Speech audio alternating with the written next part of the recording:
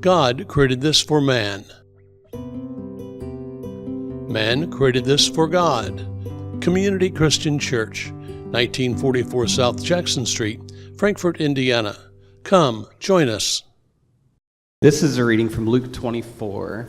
That same day, 2 of Jesus' followers were walking to the village of Emmaus, 7 miles from Jerusalem. As they walked along, they were talking about everything that had happened. As they talked and discussed these things, Jesus himself suddenly came and began walking with them, but God kept them from recognizing him. He asked them, "What are you discussing so intently as you walk along?"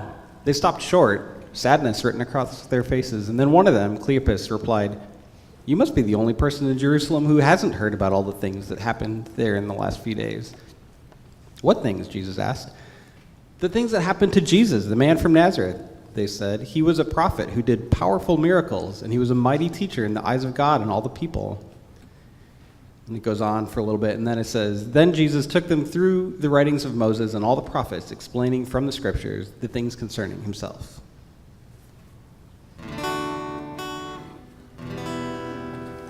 Build your kingdom here, let the darkness fear. Show your mighty hand, heal our streets and land. Set your church on fire, win your people back.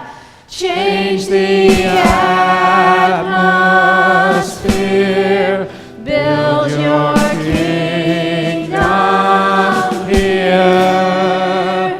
We pray.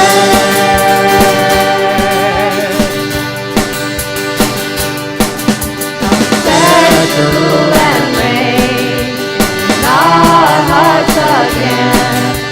Increase in us, we pray. Unveil our name. Set our hearts ablaze with hope, like wildfire in our very soul. Holy Spirit, come invade us now. We are your church. We need your power now.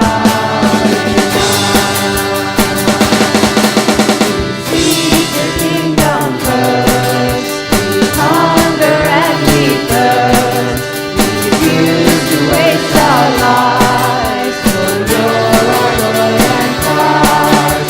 We see the captive's heart to meet, the hurt, the sick, the poor at peace. We lay down our lives for heaven's cause.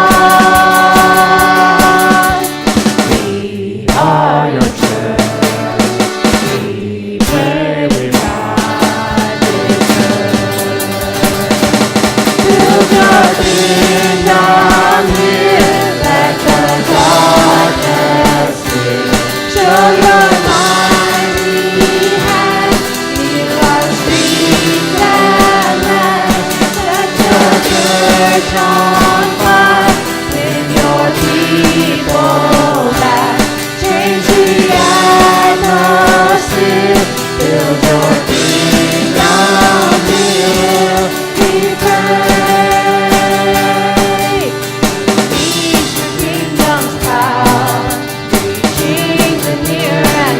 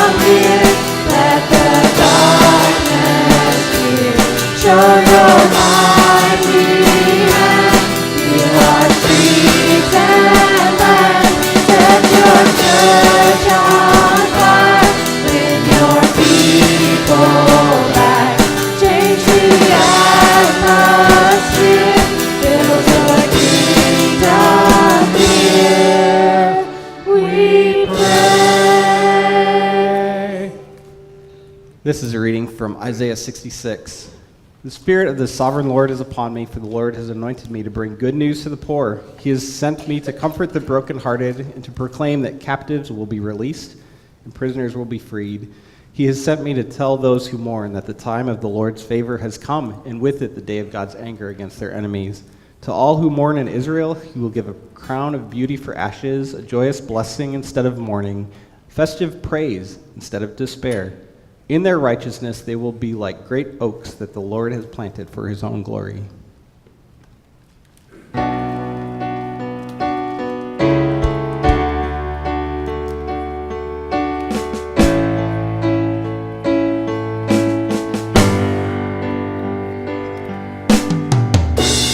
Call me out upon the waters, the great unknown.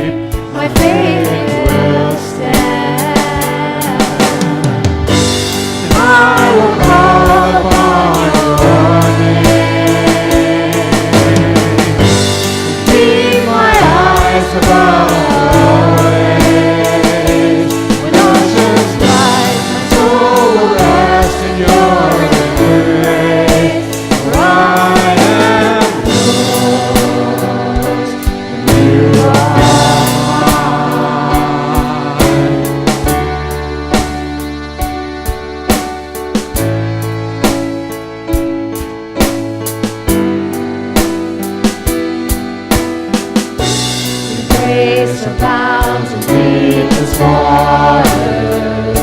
Your sovereign hand will be my God. Where feet may fail and fear surrounds me, you never fail and you won't stop now. And I will call upon your name and keep my eyes above the waves. When oceans rise, my soul will rest in your embrace. For I am yours, and you are mine.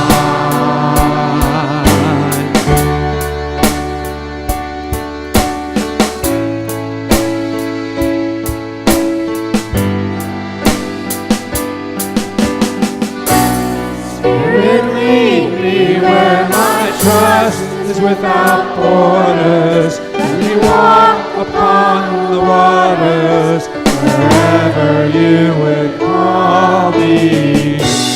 Take me deeper than my feet could ever wander, and my faith will be made stronger in the presence of my Savior.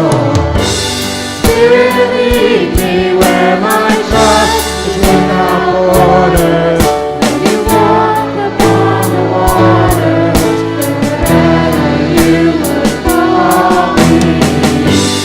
Take me deeper than my feet could ever wander, and my faith will be made stronger in the presence of my Savior. Spirit, lead me where my trust is without waters. Let me walk upon the water wherever you would call me. Take me deeper than my feet could ever wander, and my faith will be made stronger in the presence of my Savior. I will call upon your name and keep my eyes above the waves. When oceans rise, my soul will rest in your embrace. For I am yours, and you are mine.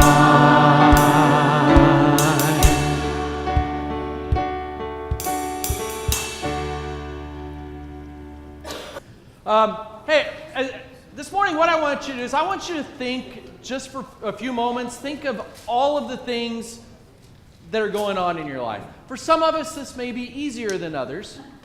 For others of us, there are a lot of things going on. So think of all of the things that are going on in your life for just a moment. Think of all of the things that you have to do.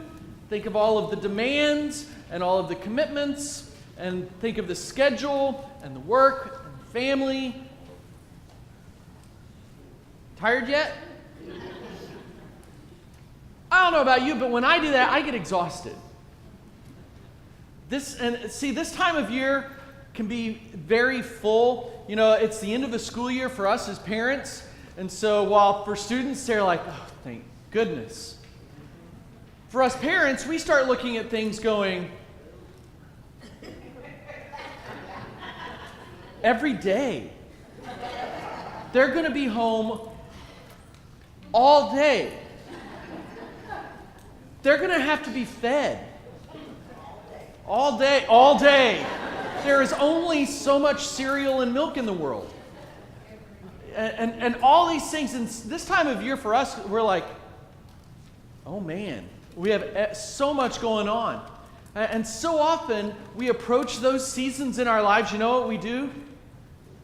All right, I have to add something else to this list.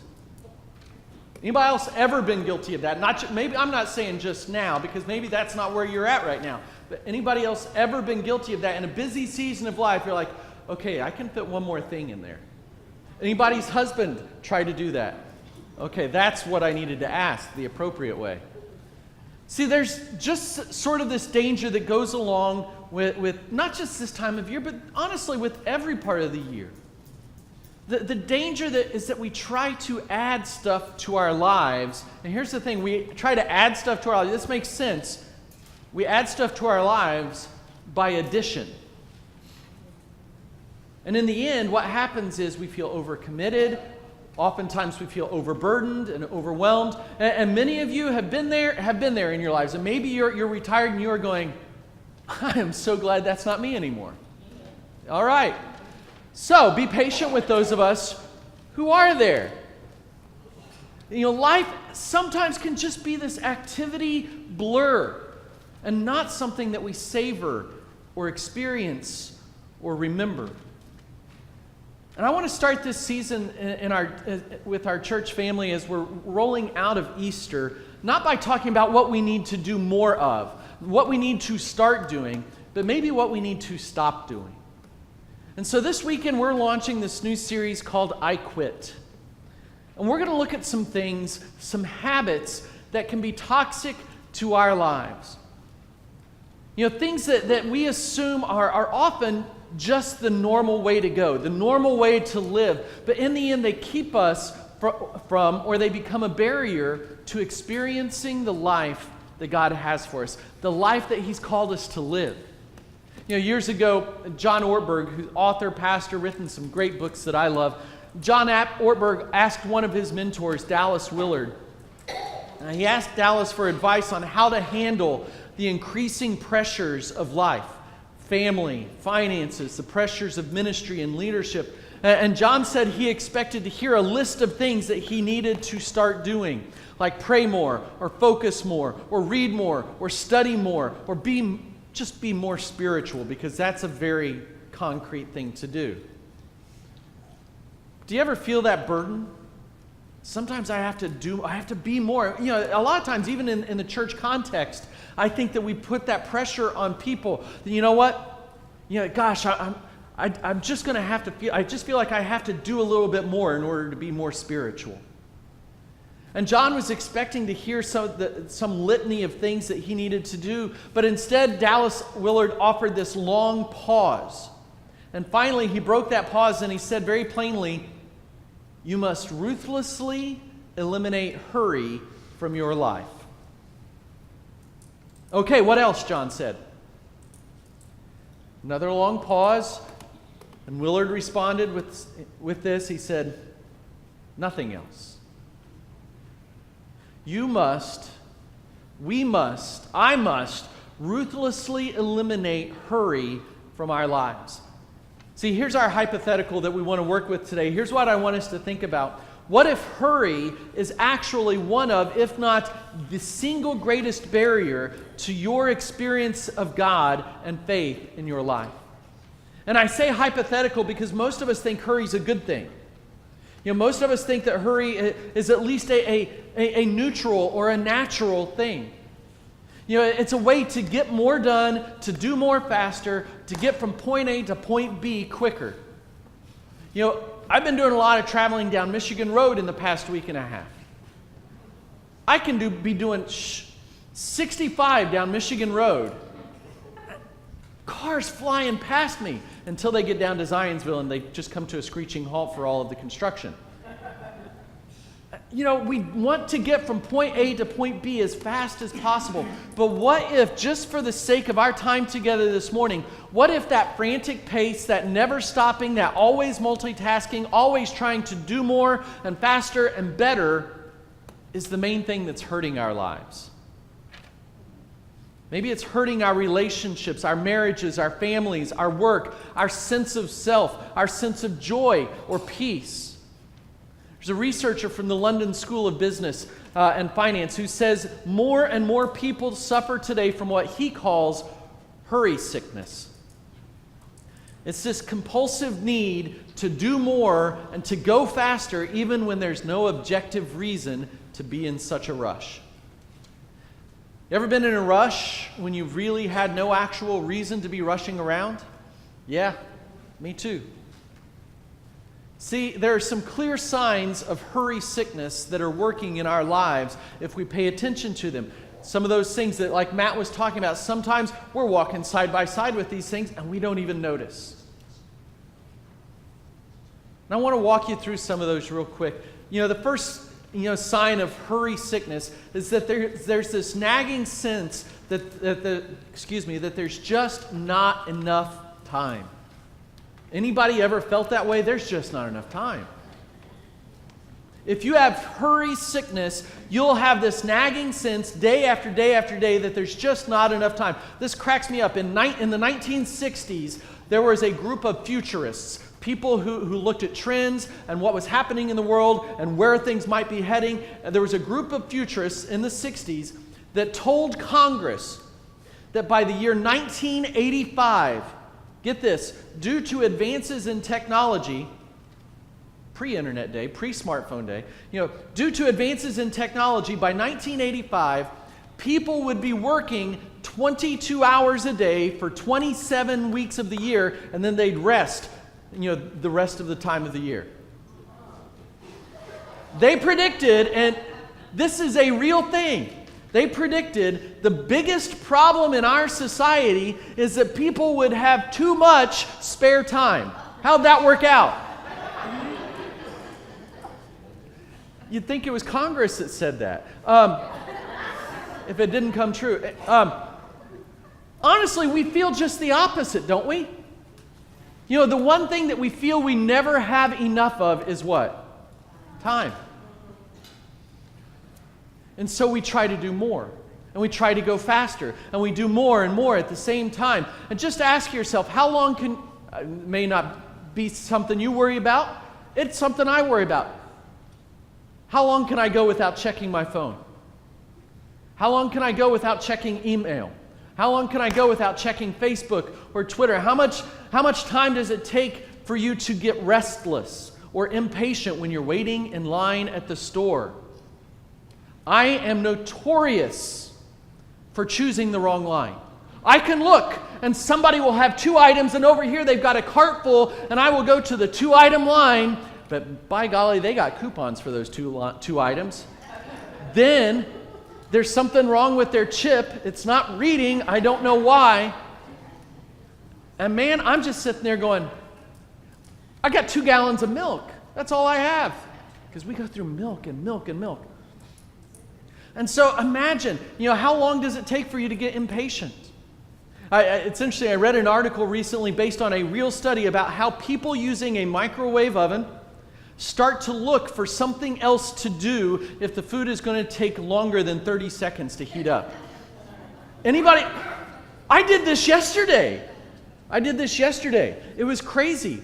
How often do you tell your kids to hurry up just because you feel like you're running out of time.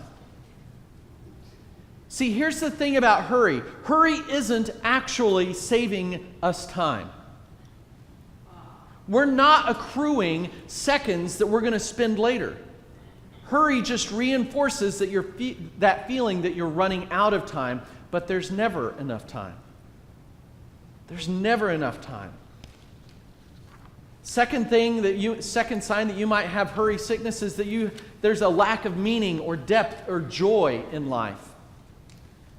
See, as you try to do more and more and more, less and less of it feels meaningful. As you try to do more and more and more, less of it feels significant. It's kind of that blur of activity that I mentioned earlier, where you hardly remember what you did yesterday or last week. It's been a blur of activity for us with Susan's mom down in the hospital. There were several times this week I had to stop and say, okay, what day was that? Sometimes we hurry too much, and it's just a lot of stuff that we've done, and sometimes there's a lack of meaning in life if we look at the last week of our lives, and we're not even sure what we're doing. There's an economist named Jeremy Rifkin who put it this way in a book called Time Wars. He says, despite our alleged efficiency, we've got all this stuff to make us more efficient. Despite our alleged efficiency, we seem to have less time for ourselves and far less time for each other. We've quickened the pace of life only to become less patient. We've become more organized, but less spontaneous, less joyful. And we are better prepared to act on the future. Shouldn't that be a great thing? We're better prepared to act on the future, but less able to enjoy the present and reflect on the past. Isn't that true? He says this, today we've surrounded ourselves with time-saving technology only to be overwhelmed by plans that cannot be carried out, appointments that cannot be honored, schedules that cannot be fulfilled, and deadlines that cannot be met. This is why hurried people never look very happy. You ever been driving down the road? Somebody's right up on your tail in a no passing zone. They have a big smile on their face, don't they? Right? No, they don't. We've never seen anyone tailgating us with a smile on their face, unless they know us and they're just doing it to tick us off and play with us. Because you can't really hurry and smile. We can't really hurry and experience peace and joy. There's a lack of meaning in hurry. Another sign of hurry sickness is a lack of compassion. People who are in a hurry simply don't have time to help. Years ago, there was actually an experiment involving students at Princeton Theological Seminary. So these are people who are studying their master's degree for ministry, to be pastors, church leaders. These students were brought together and they were asked to prepare a short sermon on the parable of the Good Samaritan. Many of you know the parable of the Good Samaritan. And then they had to walk to a different building to present that message.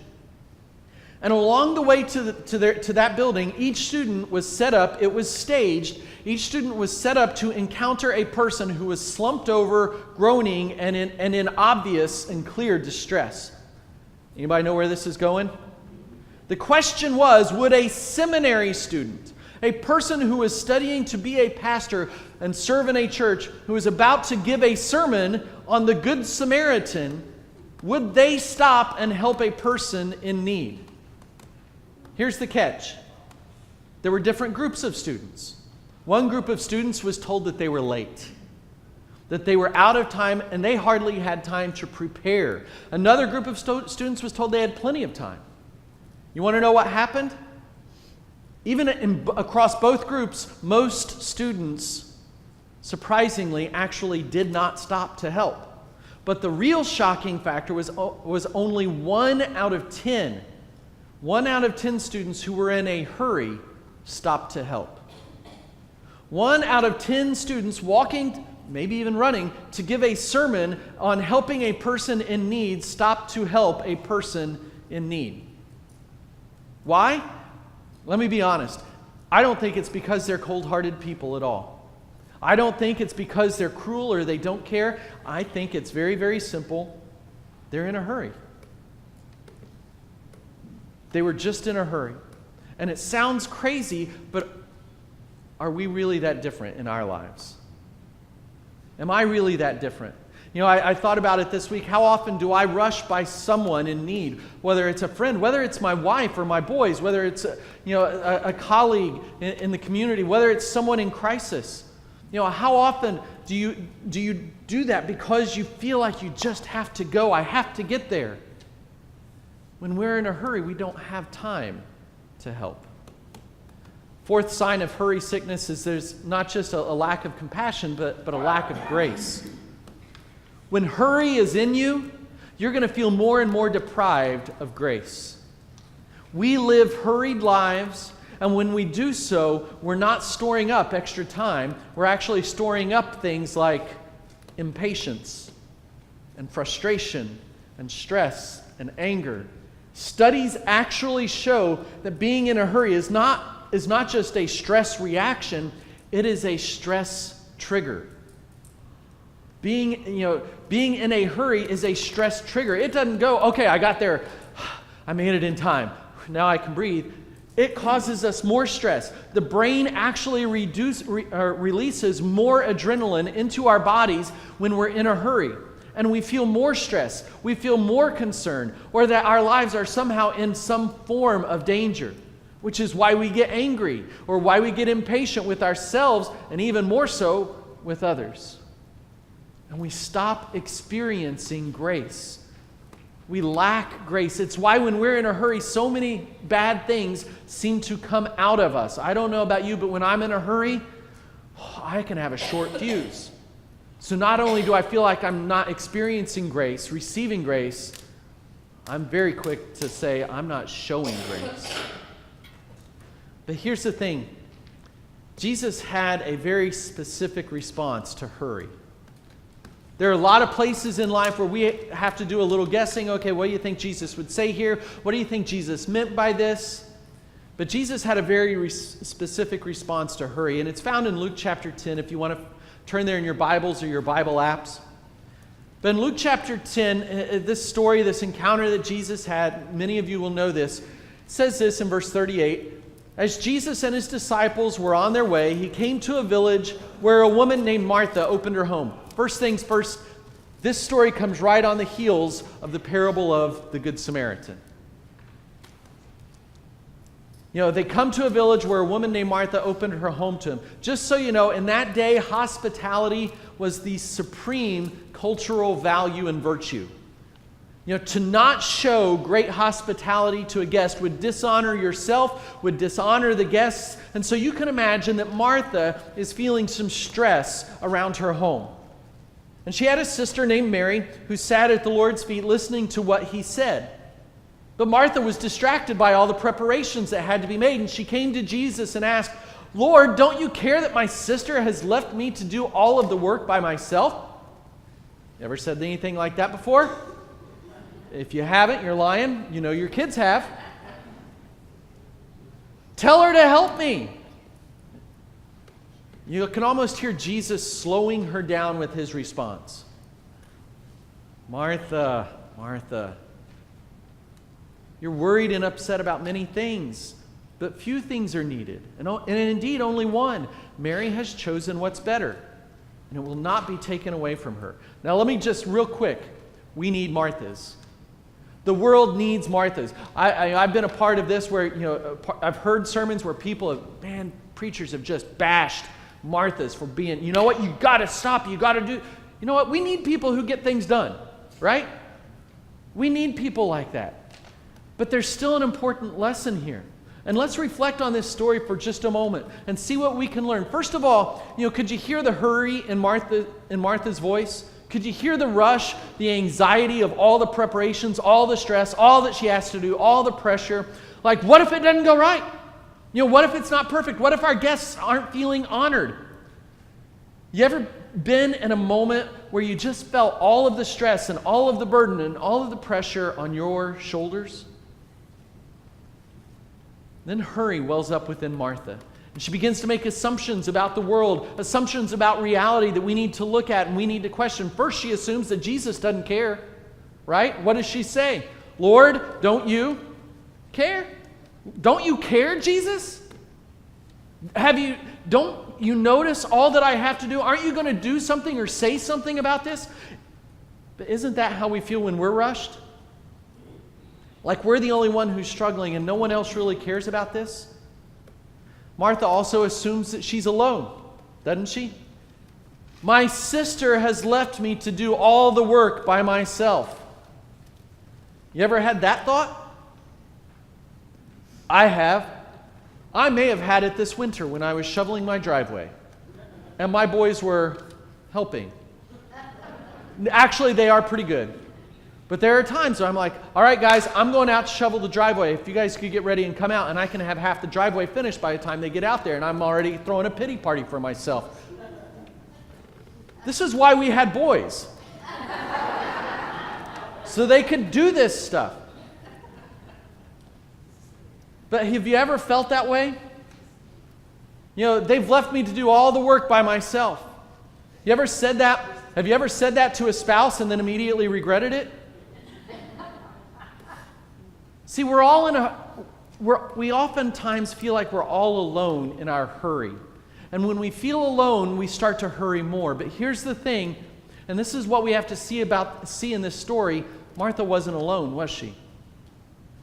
See, there's a very interesting thing when she's starting to say that she's feeling like she's alone. Don't you see that my sister is not helping me? Who else was in the room with her, right there in the room with her? Who was there? Jesus. Jesus was right there in the room with her. In her home, the God of the universe, in the living room, just hanging out. You see, when hurry gets in us, we start to miss the one thing that matters, and that is Emmanuel. That God is with us. God is walking along that road to Emmaus with us, and we don't even notice. You see, when hurry gets in us, we miss that one thing. And in that moment, God is with us. In this story, Jesus isn't stressed, is he? He's not anxious. He's not demanding. He's not asking us to hurry. God is with us. Instead, a lot of times what happens is we start to see only what can go wrong, only what's not getting done, only what isn't perfect, only what could hurt my reputation, only what we begin to feel guilty about. Am I getting into anyone else's life yet, or is it just mine? See, this is why the main thing we need to do every day is not to do more, faster, and better. The main thing we need to do is to ruthlessly and intentionally eliminate hurry from our lives. What else? There is nothing else. And man, many Sundays people walk out and say, you really stepped on my toes today. Well, first of all, take off the steel-toed boots. But second of all, a lot of times what do I say? Did I make you move? I'm stomping all over my toes. Sometimes we need to ruthlessly and intentionally eliminate hurry from our lives. How do we do this? Well, first thing we need to realize is we can't do it alone. We can't just, that's not one of your points. See, I saw some of y'all. This is just a bonus one. If you want to write it down, that's good. We can't do it alone.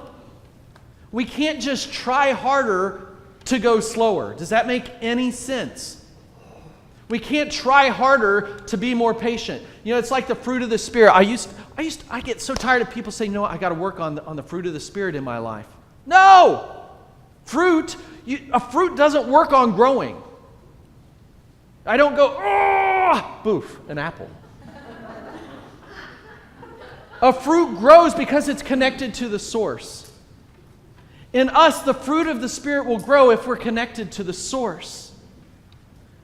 If I'm connected to Jesus more and more, I will be more loving and I will be more patient. I used to always say, if you pray for patience, God's going to put a junior high boy in your life.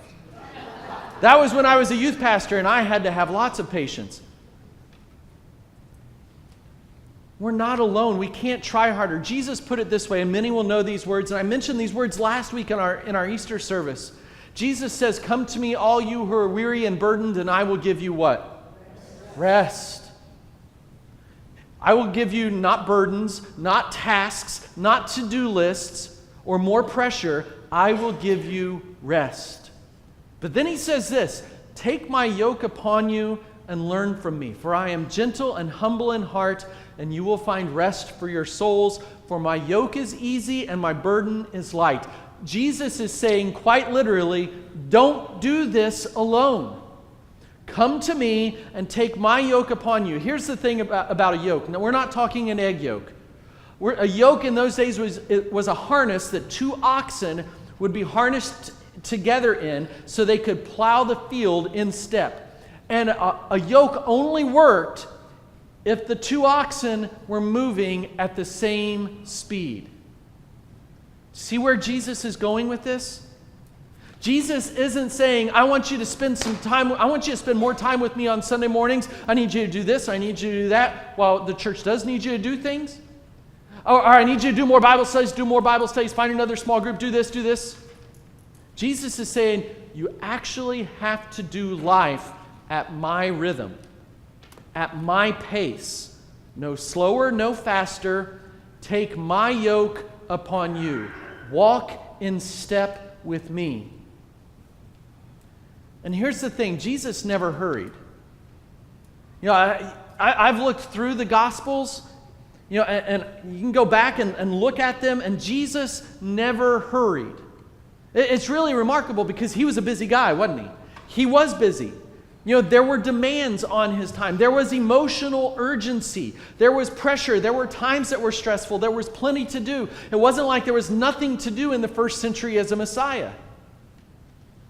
There were demands, but he never hurried. He didn't have to hurry. In fact, if you look at his life, he intentionally set up a rhythm of life to resist the temptation to hurry.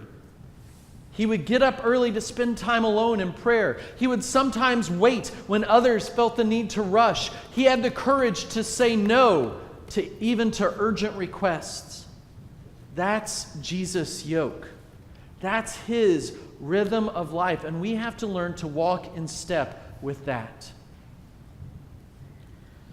You know, I know it sounds like this isn't all that spiritual of a sermon, or it's not really that important. Maybe you're in a different phase of life.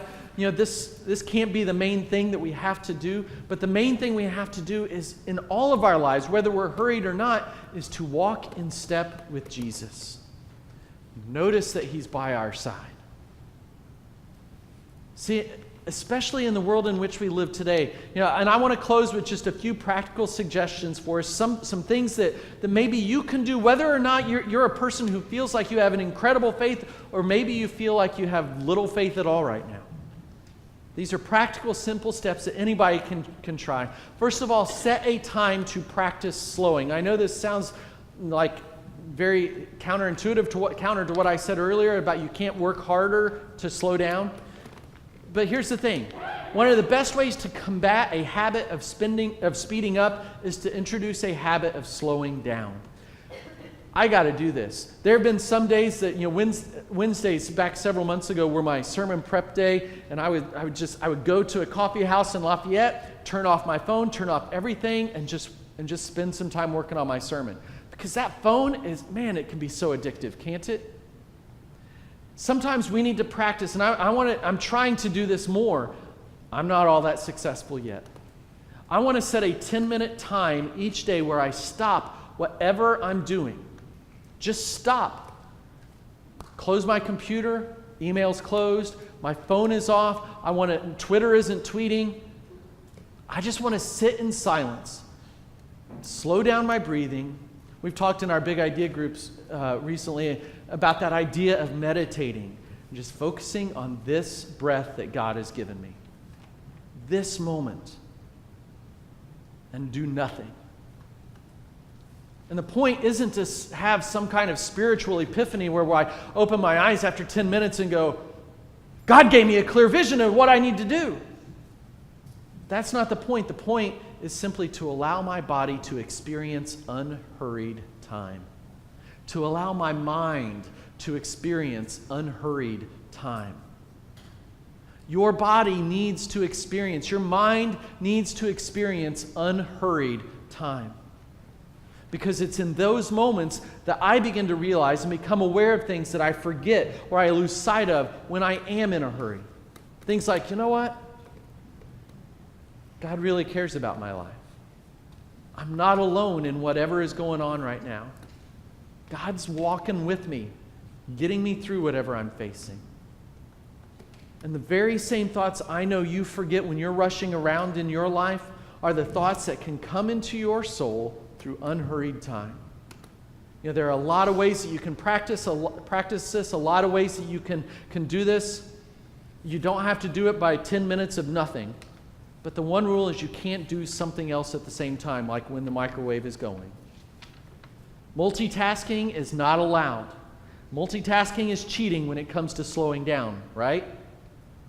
The point is to stop and slow down. Secondly, take advantage of opportunities to wait. Just a moment of confession here. Anyone else hate waiting? Yeah, thought so. It's okay. Like if I'm driving and I hit construction, you know what my first thought is? This is Indiana. If I turn left, I can just turn right in a little bit and I can still get where I'm going. All those grids, right? See, a few of us are honest when we say that we hate to wait. But here's the thing. I think God is training all of us in moments we wait to be more patient. Because sometimes we have an opportunity whenever we wait to have a moment with God. A moment with God that maybe we wouldn't otherwise have had. When we encounter a slowdown in traffic or a line at the store, maybe I can use that time as an opportunity to pray for the person in front of me. Maybe I can use it as an opportunity to just breathe and not be busy for just a moment. I love how the Old Testament prophet Jeremiah said it. He said, "The Lord is good to those who wait for Him." So often we hear about seeking Him and seeking Him. I got to seek Him. But Jeremiah says, "The Lord is good to those who wait." Think about that. The Lord is good to those who wait, as in God has a good thing in store for you and for me when we practice this. When we take advantage of opportunities to wait, God has something good for us. Does anybody else need something good from God today? I know I do. And God has good things for us when we pause and wait and listen and reflect. Third, schedule time alone. You know what one of the most anxious moments for people in our world today is? What brings up the most anxiety in people? It's the anxiety we feel when we have nothing to do. And that's a problem. You know, there are oftentimes my personality, if I don't have anything to do, okay, I'm in good shape. But then after a while, I get fidgety. You guys know that feeling? I gotta find something else to do. The anxiety we feel when we have nothing to do. And the thing is, that's a problem. And so we have to confront this intentionally by actually scheduling time to be alone. Scheduling unscheduled time, if that makes sense. And I know it's complicated with family and work, and you might have to take turns with your spouse if you have kids, or schedule it into your workday. But I think every follower of Christ should spend at least one day a year in solitude. Not just a scheduled day for time alone, not because you need a break to rest, but because it's in those moments that we actually discover what's really going on inside our heads, and even more importantly, what's going on inside our souls. You know, some of us have no idea all that is churning deep inside of you, deep inside of us. You know, maybe you've been moving so fast and you've been avoiding so much and you've been just unwilling to even uncover the pain or the hurt or the fear or the doubt, and that's not what God wants for you. God's not asking you to just keep moving and just get by, because if you stop, you know, you're going to have to confront some of those things. He wants you to experience joy and peace and life, and we need time alone just to allow that stuff to come to the surface. So schedule time alone. Fourth, learn to say no. We talked about this recently, didn't we? There are 7 words that can change your life. Learn to say no. You know, some of you, I'm sure, are already experts at this. But this, as it turns out, can be a real challenge for us yes people. I am a yes man. For years in ministry, I could not say the word no. I said yes literally to everything. Everything, to the point that it was causing stress in my home life with Susan and the boys.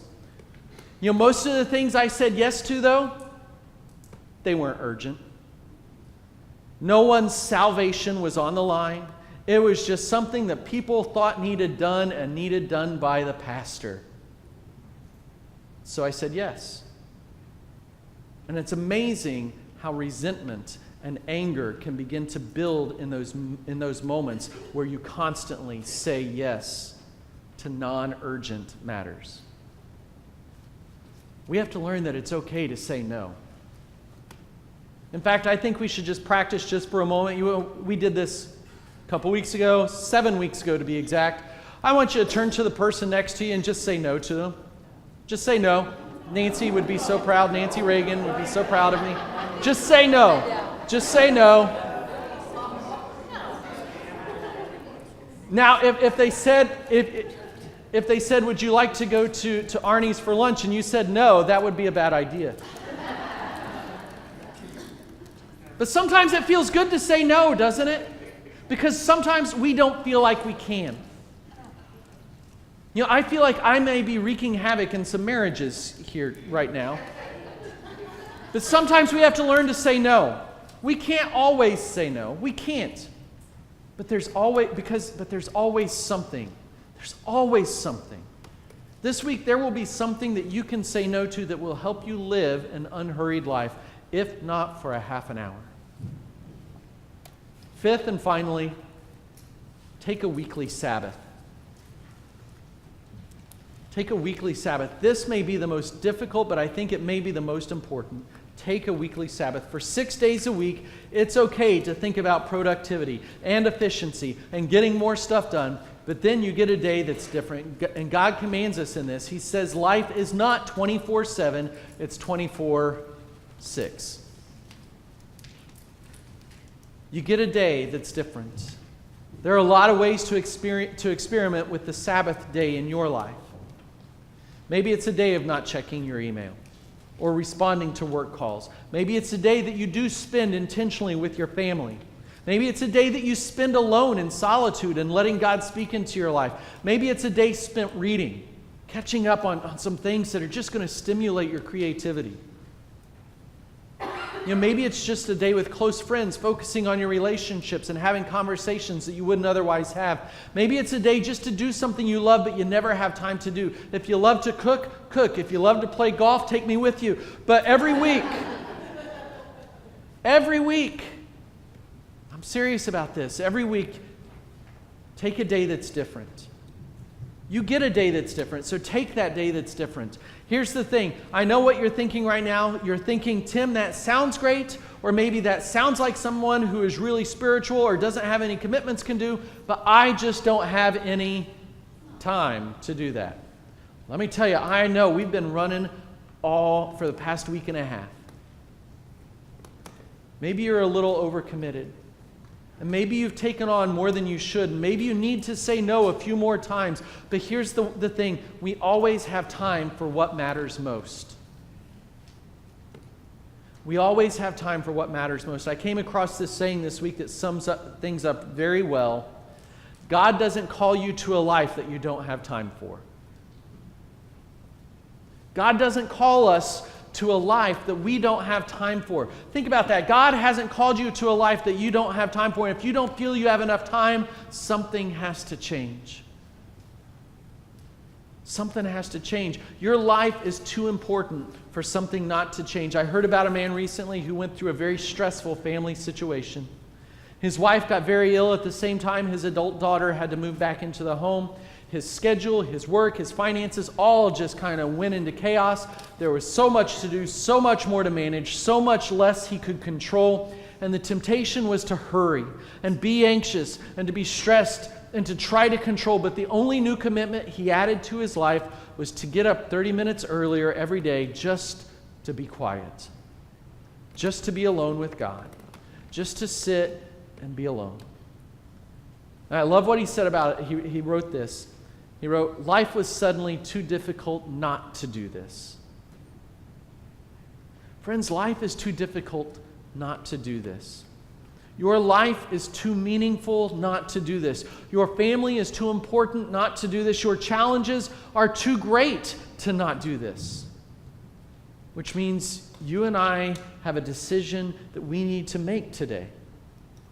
This week, will we intentionally commit to start to eliminate hurry from our lives? And will we resist the temptation to rush when we don't need to? Will we stop and take moments to be still, to be quiet, to remember God is right there even if he feels miles away? Because you see that this slowing's not going to happen by accident. It won't happen just because you might dream about it or want it to happen. We can't do it without God's grace. But here's the thing, he can't do it without our intention, without our will or our effort to say, I have to slow down. See, we have to take his yoke upon us. We have to learn to walk in step with him. Not to get too far ahead of him, not to push his tempo. Because here's the thing, I don't think Jesus is ever going to let us rush him. And so what's it going to be? Which one of those 5 steps might you want to incorporate in your life today? God, thank you that you love us. Thank you that you love us so much to say, slow down. Take a step back. Look at your life and breathe and realize that I am here, that I am right beside you, and that you can walk in step with me and take my yoke upon you. You're gentle, humble in heart. I pray, God, that we would find rest for our souls today as we eliminate hurry. God, help us to quit hurrying and rushing when there's no need. Thank you for all that you do for us. Thank you for your command to pause, to be still. As Matt prayed earlier, to be still and know that you're God, to see you in the stillness and in the silence.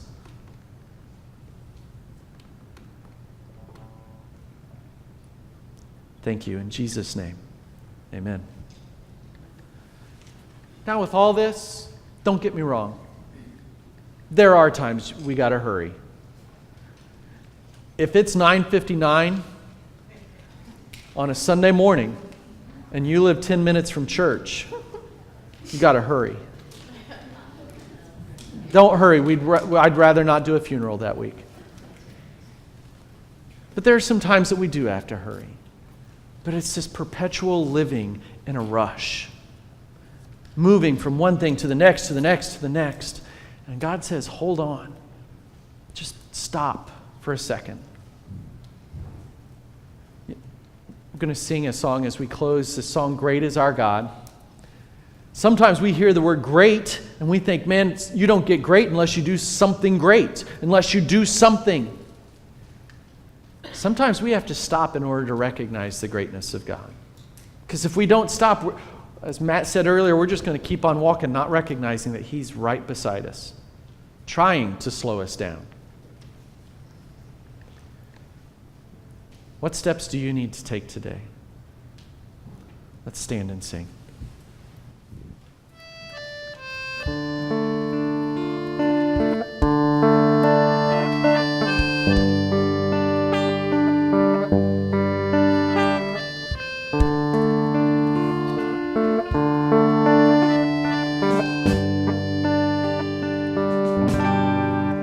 Come, let us praise Him. Let us kneel at the throne of our God.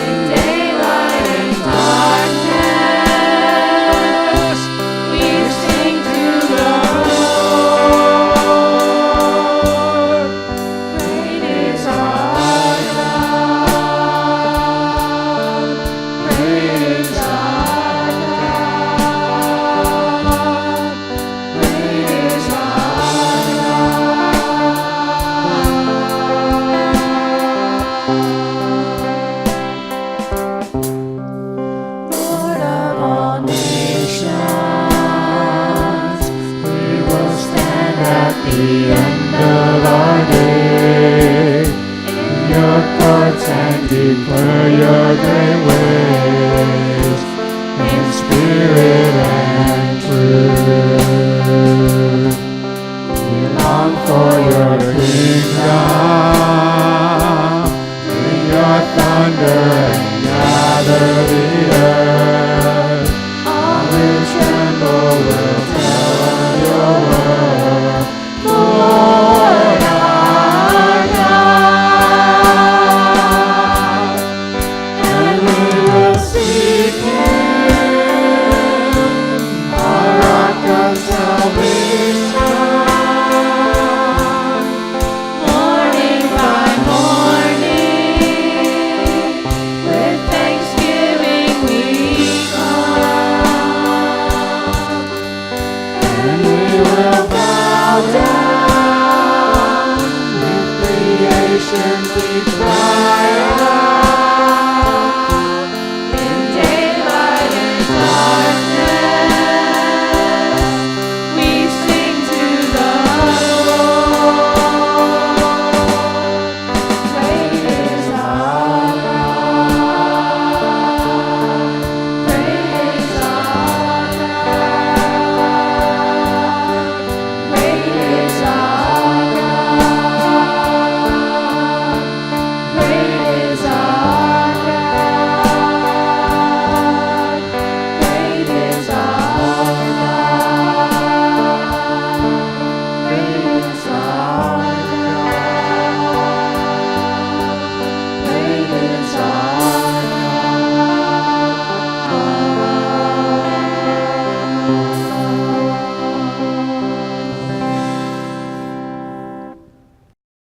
Community Christian Church, 1944 South Jackson Street, Frankfort, Indiana.